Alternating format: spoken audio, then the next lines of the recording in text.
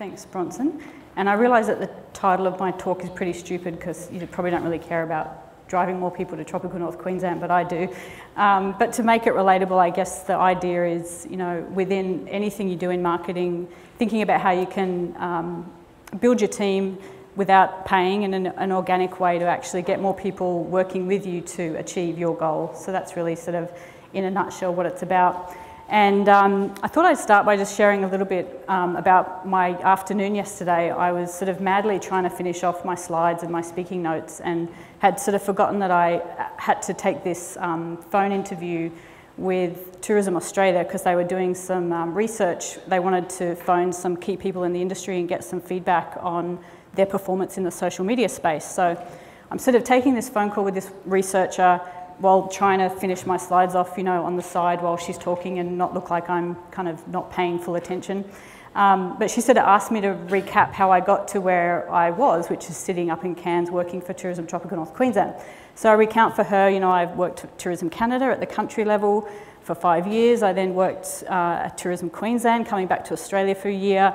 And now I'm at a regional level, you know, in a really small town working for Tourism Tropical North Queensland. And I was kind of conveying how through this journey, I've gone from a really big organisation, sort of the mothership of tourism marketing, and gone smaller and smaller and smaller with smaller and smaller budgets and fewer resources and smaller staff. And she was sort of saying to me, gosh, that seems a bit, you know, abnormal. You know, why? That doesn't really sound like the career track that most people would want to take, you know. Most people sort of want to start at the bottom and then climb the ladder to the top. And I kind of realised it was really, she really, you know, highlighted for me the theme of what my presentation is about today. And I guess it's the journey I've taken that's taken me to smaller and smaller organisations that's actually kept my passion for marketing alive, because it's meant I've had to do smarter and smarter things and be more and more grassroots with my marketing to try and achieve some pretty epic results for the destinations that I've worked for. So the theme for me today is really about doing more with less. And for me, joining the organisation, one of the first things I did was to build a WordPress blog, and that really has been one of the key foundations for me to achieve what we've been achieving in Tropical North Queensland, and certainly doing more with less. So I thought I'd just start by sharing a little bit about who we are and what we do. So Tourism Tropical North Queensland, we're a tourism marketing agency, and we're responsible for marketing Tropical North Queensland as a holiday destination around the world. Just to give you the context, sometimes Tropical North Queensland is referred to as Far North Queensland. Pretty big footprint that we represent right from the very tip of Australia at Cape York down to about halfway between Townsville and Cairns, and then right over to the border of NT. So that's sort of our region that we're marketing. We're a not-for-profit organisation, and we're a membership-based organisation. So we've got about 500 tourism businesses that pay a fee to us, and we use that money to market the destination. We're a small organisation, we've got about 20 staff, and we're head officed in Cairns, and we're actively marketing Tropical North Queensland in 11 countries around the world.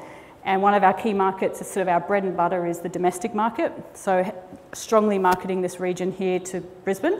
So I hope that at the end of my presentation, you might be inspired to book a holiday to Tropical North Queensland. And Brisbane, Brisbane, Sydney, Melbourne, they're our key markets. And I mentioned, you know, this idea of doing more with less, and I just thought I'd put it in context with you and just show you the reality of the sort of budgets I'm talking about and what we're up against. This is just some of the budgets of some of our partners and some of our competitors in the industry. So Tourism Australia, they're operating at about a $128 million budget. Tourism Queensland are about $98 million. Our key domestic competitor is the Gold Coast. So they're operating with a $60 million budget. And then if you go down to the section in blue, that's us. So we've got $6 million to compete in what is an incredibly competitive world, which is tourism today. The other interesting thing about us as a destination domestically is we don't just compete with domestic destinations like the Gold Coast. Because of our sort of tropical offering, we're actually competing with Tourism Fiji, Tourism Thailand, Tourism, you know, Bali, for example. So those organisations have got even you know, more money than that. So certainly it's been a big task to think about how we can be just totally think of marketing in a different way and be very sort of guerrilla in what we're doing. Whenever I speak about tourism marketing, I always like to start by putting it in context with the path to purchase. And if anyone's worked in sales and marketing, they probably have seen something like this before, often referred to as a sales funnel. And it's really relevant if you're in an industry where what you're selling is very expensive, or what you're selling has a really high emotional value to the experience. So if you think about a holiday, for example, our vacation days are so limited, you don't really want to fuck up the holiday choice that you get when you only get to take a holiday once a year.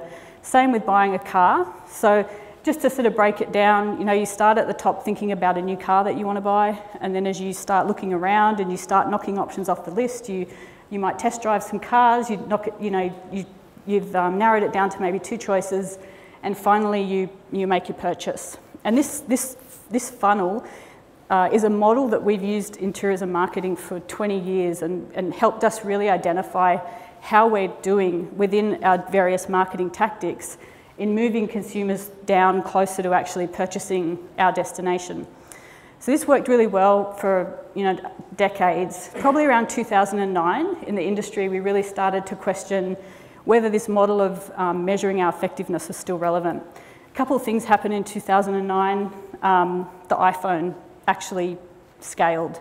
Another thing was obviously the internet was really big, started around 2000, but around 2009 is when Facebook social networking sites came about, and people traveling and connecting to Wi-Fi. And we saw in the tourism industry, travelers completely evolving the way that they were experiencing their holidays, and it was completely disrupting a very traditional industry that was controlled by 5 key players, and that control really shifting to consumers. It was around that time where we started to see sites like TripAdvisor, online travel agencies come and really disrupt a very traditional industry in the same way that some other industries, think of the music industry, for example.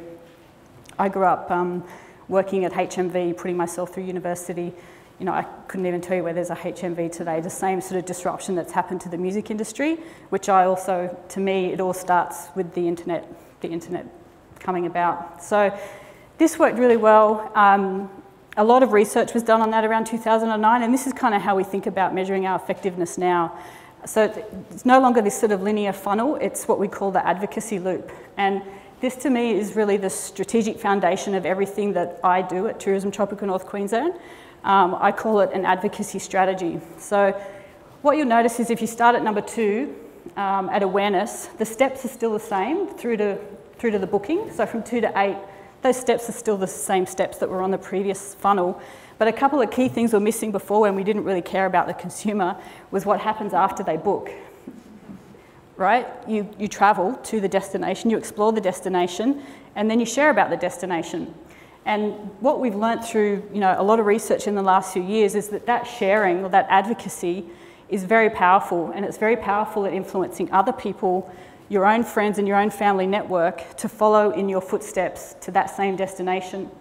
70% of us share photos when we're on holiday on Facebook. 60% of us have been influenced by seeing a friend's photo on social media, and it's influenced them to book that same holiday. So I kind of call it like it greases the wheel of the path to purchase. It sort of validates for people that it's a good decision. So at the core of our strategy is an advocacy strategy, and I think no other photo demonstrates this better than this. It's a pretty old photo, you've probably seen it, but this is a photo taken in the same place, it's the Vatican. So 2005 is when the previous Pope Benedict was announced, and 8 years later is when Pope Francis was announced.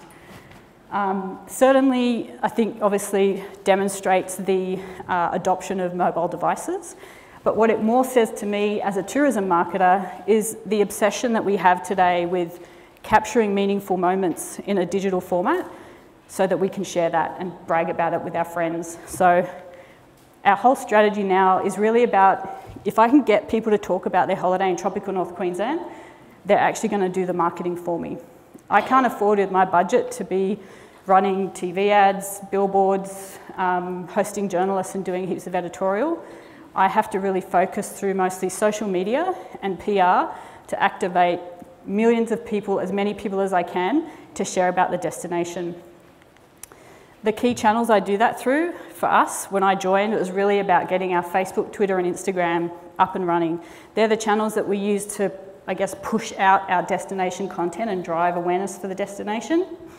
They're also the key platforms we use to actually have conversations and engage with travellers and people that are interested in considering the destination. What I realised, I sort of got them up and running within about 3 months. They were, doing really well, but I realised that we didn't really have our own home base, our own website where we could tell a deeper story about the destination. And that was when we identified we really wanted to have a blog. So we went ahead, did a bit of research. We chose WordPress for a few reasons, and I'm going to sort of dive in a little bit more around the specifics on what we've been doing. But for us, it was about having a site where we could send people from our social channels and share more information about the destination. The life of a Facebook post, I think, maybe 48 hours. The life of a tweet, 2 seconds.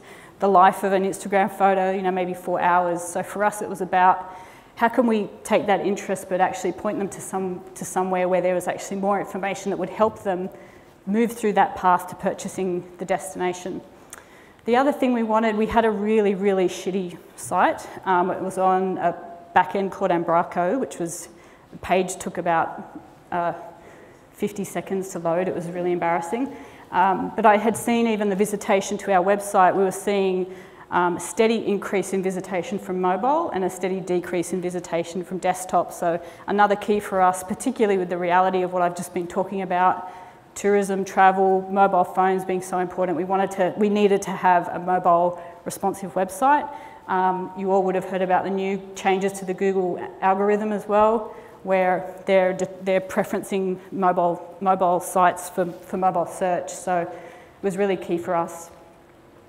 I highly recommend, I'm really glad we did this. I worked with Shorty Designs, Sophia, who's sitting here. And we spent a lot of time really talking about what I wanted from the blog before we went anywhere and built anything or did any code, whatever it is you do. I don't know what you do actually, besides making me an awesome site. So we really decided we wanted 4 custom templates, and we built the templates from the ground up specifically for what we wanted. Obviously in tourism, it's very visual. A photo can convey 1,000 words. So we had 2 templates that we built that were photo driven. So you can see them up here. We call those a gallery post. So on the left-hand side, that's obviously the full width gallery post. And then we do a lot with Instagram. It's a key platform we've seen travellers using more and more to share their holiday photos. So we wanted a post where we could repurpose Instagram photos as well. So we got one of our templates that was designed for a square photo.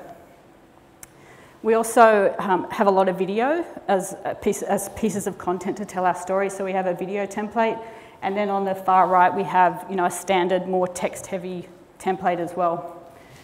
A bit of the process of what we went through. I'm a terrible writer. I'm pretty good in about 120 characters, and I'm a pretty hack photographer as much as I do enjoy it. So I didn't want to take on the task. I do not have the time or the ability to actually be a journalist or a writer for our blog. So we actually went and put out an RFP to find a blog editor for our blog. We put it out. 4 local travel bloggers applied. We asked them to apply. They supplied copies of their writing. We pay a small fee to our editor every week. And the person that won the RFP was a local travel blogger called Fiona Harper. So she's based in Cairns, and basically I pay her every week to editorially oversee the blog. And then I also asked her, I didn't want the blog to just be her voice. The whole point for me was I wanted to build a platform where more and more people would contribute, where I almost am becoming a key platform that they want to be on, as much as what they're giving to me is great content that I can use to market the destination. So for me, it was really about having a win-win.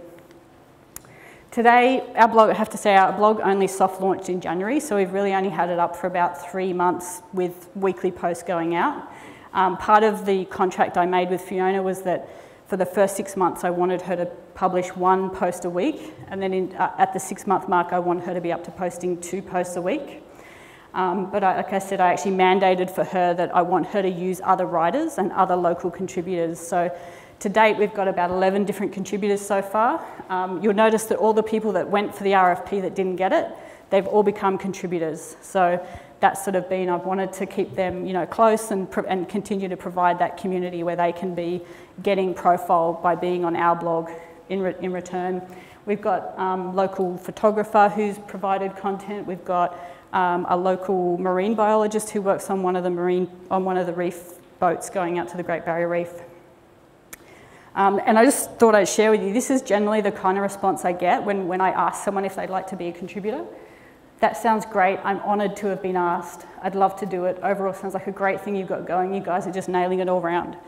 So, I've had people ask me, do people worry that you're not paying them or that you're taking their content? But for me, it's been the exact opposite. If you're generally coming from a place of community and really trying to give to them what they're giving to you, make it a win-win situation. One of the first things I did once I had Fiona in place is worked on developing an editorial style guide.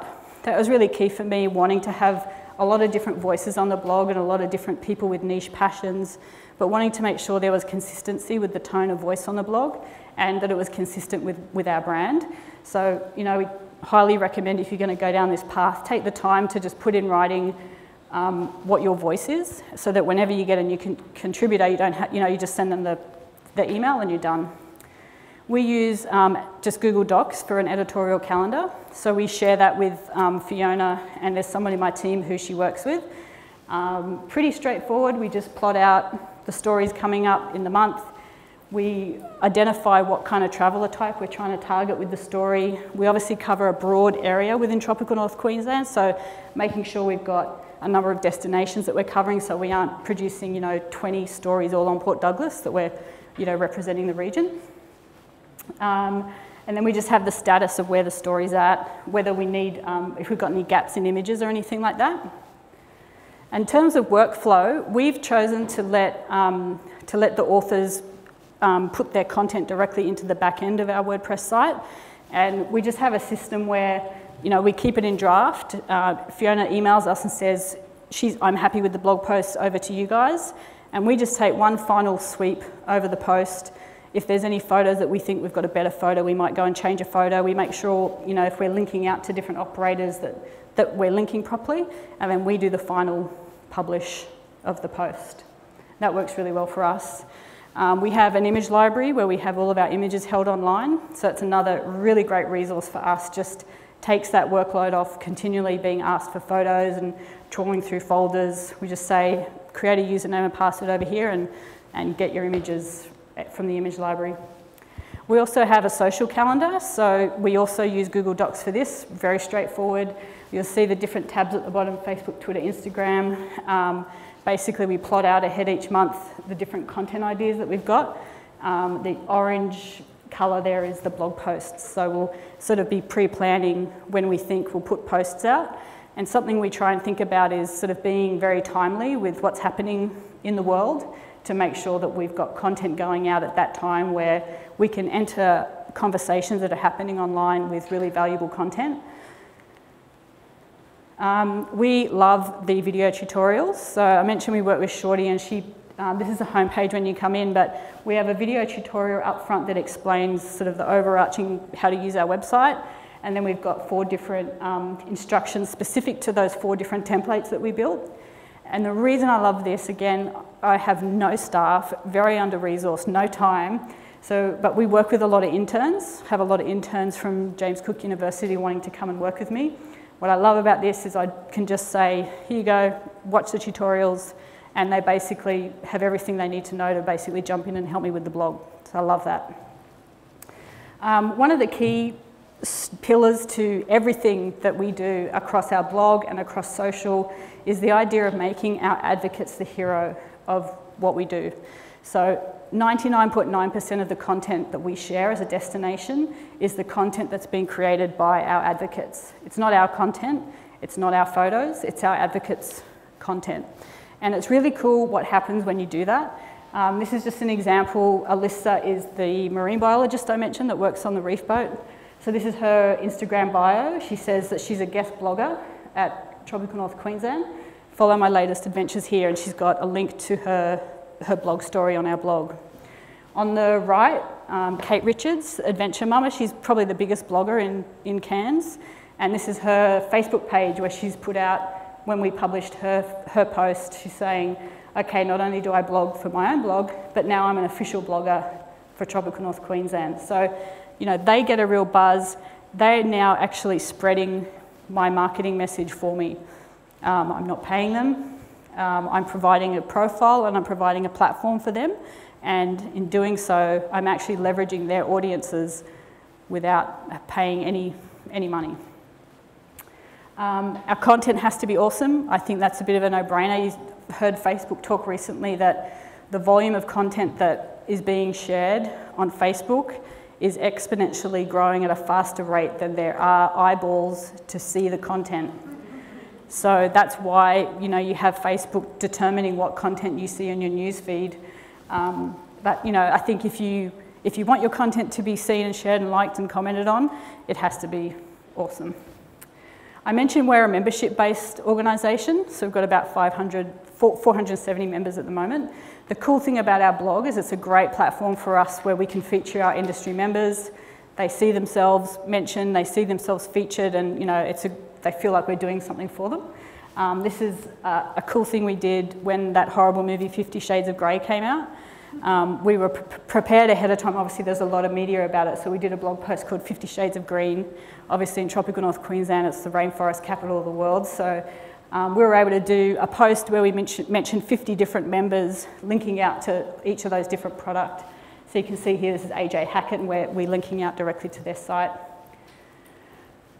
I mentioned about timing that 50 Shades of Green post. That's something that we really take seriously with our blog. Big news every year is the migration of the humpback whales. Every year, guaranteed, the major news outlets are going to do a story on the humpback whales starting. And this was really cool for us. We did a blog post on the whales are coming. It was really cool. We published the post, and the next night I got home and it was on the news that it's that annual story, the whales are coming. So just thinking ahead of time of how you can have blog content ready that's timed with what's happening in the world, so that when all that conversation is happening, you're there as a brand, as a destination, saying you can see that here, you can see the whales in Tropical North Queensland. The other thing we do, I'm really passionate about, is the idea of driving content efficiencies. Again, under-resourced, understaffed, can't afford to be doing photo shoots. We do host a lot of content creators. We host a lot of photographers, a lot of Instagrammers, videographers. This is a guy that we've worked with a lot called Mark Clinton. He's a Sydney-based photographer. He's really awesome. I highly recommend you follow him on Instagram if you want some epic inspiration. So we had him come up. He spent a couple of days around the region taking photos. And in the past, you know, he would have gone home, published his 10 photos, moved on to the next destination, and his Instagram feed would have been all about that next destination. What we've been able to do now with our blog is repurpose all the content that we get from these visits and turn them into evergreen blog posts. So that's something that we've just always thinking about, how can we repurpose the content and build more stories that will help us. The other key thing, if I only could do one thing, it would be this with social media. It's the idea of listening, being human, and being helpful. At the end of the day, if you can't do anything, if you can't do any paid marketing, this is what I would recommend that you do. This is just an example of some of the conversations we get every day tweeted at us. This is someone saying, hey, Cairns, just got to TNQ looking for ideas of fun stuff to do with kids. Have you got any thoughts? So in the past, I'd be, oh shit, okay, I don't have kids, I hate kids, what can you do in Cairns with kids? Thinking about, and you know, probably having to send about 5 tweets with all the different ideas. Now that we've got the blog, we just, you know, reply, we sure do, check out this blog post, because now we've got a blog post on 10 great things to do with kids. You know, and then she comes back and says, that's awesome, I'm going to think about doing the red arrow. I say, awesome, let us know what you think. Be sure to tag us so we can follow along. And then, you know, this conversation hasn't finished, but usually people then go and do it, and then they share a photo and they tag it. So really continuing just to drive that advocacy and that sharing and activating people to market for us. I mentioned our blog has only just gone live, so our, don't have a lot to show around the results. The numbers are really tiny, but from March to April, we've seen a 209% increase in unique visits to the blog, so pretty excited about that. The other thing that this just made my day, we did a blog post on the 7 best drives to do in Tropical North Queensland, which is a blog post on the left. I was at my favourite coffee store called Blackbird Coffee on the weekend reading the paper, the Cairns Weekend Post, and they had actually lifted our blog post word for word from our blog using our photos, and they'd run it in the editorial section of the Cairns Post. So our blog is now actually getting editorial pickup in the newspaper. The value of that, the advertising value of that is, huge, huge. We have loved our WordPress blog so much that we're actually working with Shorty now to move our corporate site to WordPress. So this should be up in about a week's time. And we've also moved our consumer site to WordPress as well. It stopped that page load issue we had. It used to take about 55 seconds for a page to load. It loads in about 2 seconds now, so super happy. Really quickly, just some of the key learnings from me around, I guess, this strategy and working with WordPress. First off, for us, definitely, locals have been our best advocates. Activating our local community of content creators has been the first place for me to start, and that has had the biggest outcome. Secondly, creating a platform that offers mutual benefit is highly effective. So what I mean by that is that referencing that it's a platform where I profile them, they provide me with great content, and it's a win-win for both of us. Consider content curation over content creation. So like I said, I'm a terrible writer, terrible photographer. There's people out there who are 10,000 times better than me. I'm just focused on curating their content instead of trying to always be the creator of the content. This one's been key for us as well. Use the data from social and search to inform the new content that you're putting out. I mentioned those questions we get from Twitter. What is there to do with kids? We often get, what's the best coffee stores in Cairns? So we use all those questions we get, and then we create our blog content to answer those questions. WordPress has upskilled our entire organisation. This has been key for me. I have no resources. It's me, and I have one person in the team. What I love about WordPress, there's no more emails to me saying, can you change this word on the site? No, over you go, log in, anyone can do it. You need to do it yourself. And finally, I guess the key theme of my whole thing is get people talking, and they'll do the marketing for you. And that's it. That's all I've got.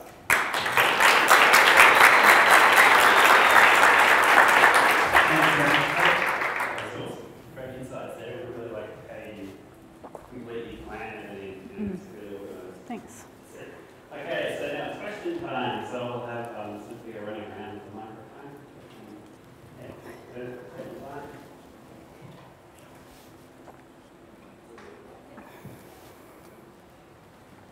Hi, this might be a question for you, commercial. Yeah. So I've done the tutorials, but I haven't put them on my WordPress site in a secret place just for the admin and staff. Is there a plugin? Yes. Video user manual. Video user manual, everybody. Thanks. I don't have a technical bone in my body, so I'm glad Sophia's here. I made her come and be in this presentation with me.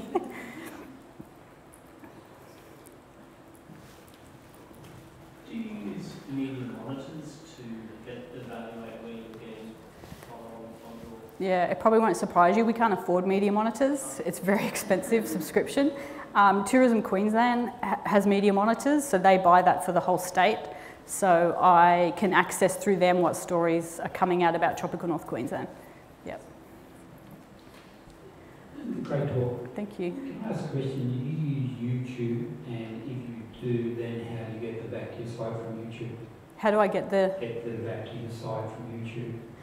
I use the annotations on YouTube videos, and then I also look at the comments in the YouTube comments section as well. I always link back to our website. The strange thing for me, it might be a bit different to other businesses, but we don't have anything to sell at Tropical North Queensland. We're just really promoting a destination and trying to build awareness. So I don't often need to send someone to my website. for me, seeing how video is performing better on Facebook now by uploading the file natively to Facebook, I would rather do that and forego the potential web traffic, because I know my video is going to get more views if I upload it natively to Facebook. And that's probably more important for me with my goal of just getting the destination out there.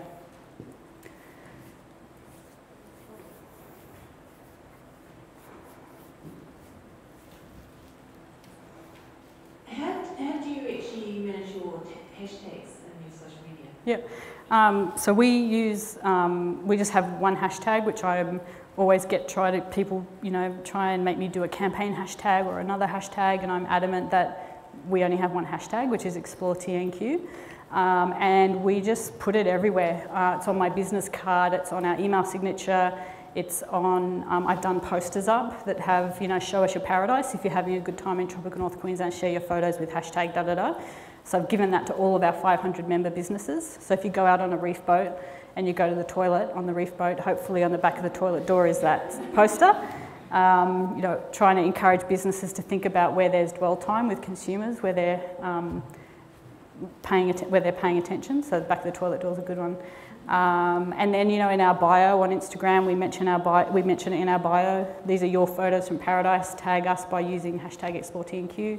And everything that we do on Fridays on Facebook, we do a Friday fan album of photos that have been tagged with Explore TNQ. Every day on Instagram, we do 4 photos in a 24-hour period that we feature, and they're all the photos that people have been sharing with Explore TNQ hashtag. So whenever we do that, we profile the person whose photo it is. We say, well done. People usually just crap themselves with excitement that we've chosen their photo. Since I joined, it's like I said, Instagram has been a key platform for us since I joined. 540% increase to our Instagram following. When I joined, 2,000 photos had been shared with our hashtag. I've been there for 10 months and we're at about 23,000 photos that have been shared with the hashtag. What's your return on investment? We have paid a small amount to get our blog built. We pay our editor a small weekly fee. And that one article that ran in Cannes Post, the media value of that one article is paid probably 3 times for that investment. And that's only the beginning. Like I said, my own time saving now for answering all these questions that we're getting through social, boom, send them a link to the blog. The blog has been crucial for me to build our community of advocates to help me market the region. So I don't even think I could put a monetary value on it, but I sure know that the return has been a lot more than what the dollar amount was to get it built. I think we've got time for one more question. Great talk, Kate. Thanks. I just wanted to ask if you had experienced any negative feedback with your hashtag and how you've dealt with that. Yeah, I haven't in this role, but when I was working with Tourism Canada, there are obviously some more issues there around, clubbing seals. That was a big issue there. So we would get our hashtag hijacked sometimes with people sharing photos that were really kind of gory. And the thing with a hashtag is that it is made up. You can't control it. You can't control if someone's going to hijack it. I think the main thing is, monitoring it, being on top of it, responding to questions with facts, And from my experience there, I found that our community of supporters actually silenced the few negative people we had that were hijacking our hashtag. So I think, if you're at the core, you're actually trying to do good stuff and you're trying to actually build community in what you're doing in social media, that the negative people are going to be silenced by the positive community that you've built up. Excellent. Thanks very much, Kate. Yep. Can we have another round of applause?